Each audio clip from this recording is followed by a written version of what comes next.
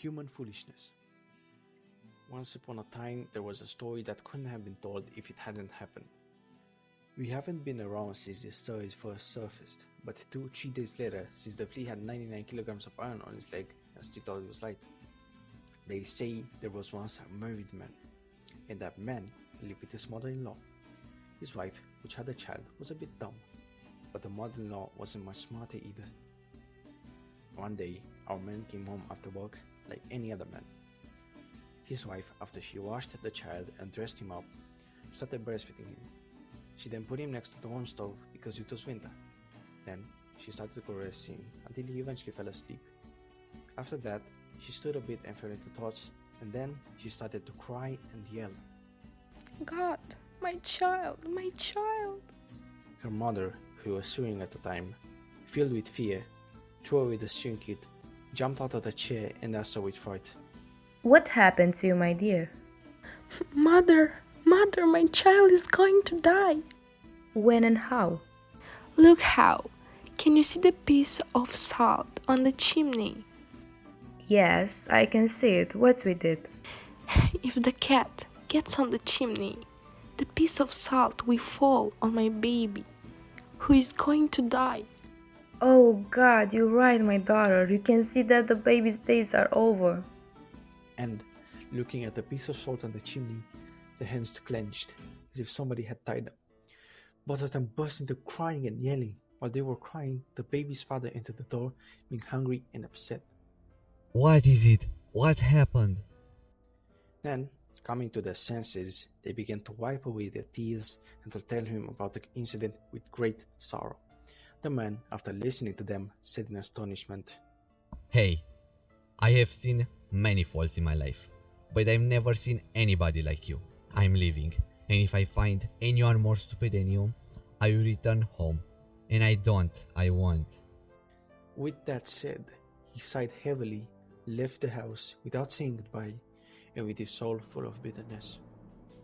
As he was walking aimlessly, having no clue where he was headed, he stopped after a while and saw something he had never seen before.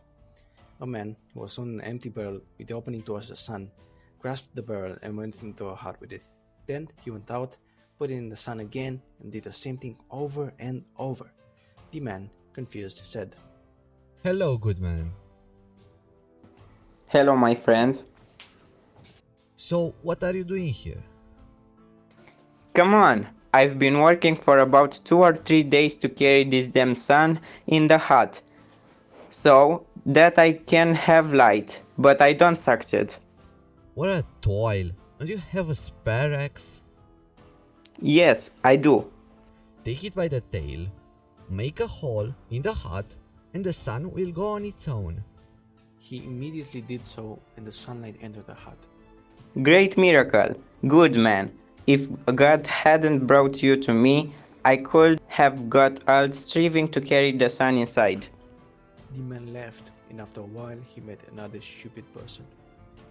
That man had tied a rope around the neck of a cow, and after climbing on a barn where he had some haystacks, he was pulling the rope to leave the cow on the barn.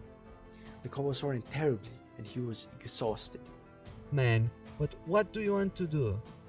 Why are you asking? Can't you see? I can see, I just don't understand.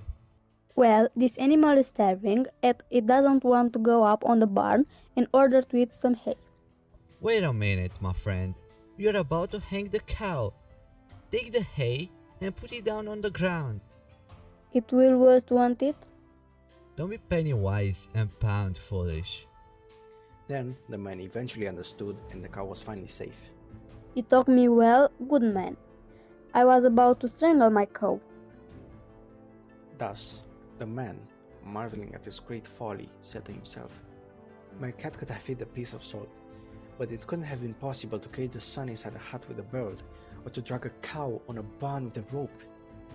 Then the man returned home and lived on with his family, whom he considered more smarter than those he had seen on his journey. And I got on a saddle, and I told you the whole story. And I got on a strawberry, and I told you folks a big fat lie.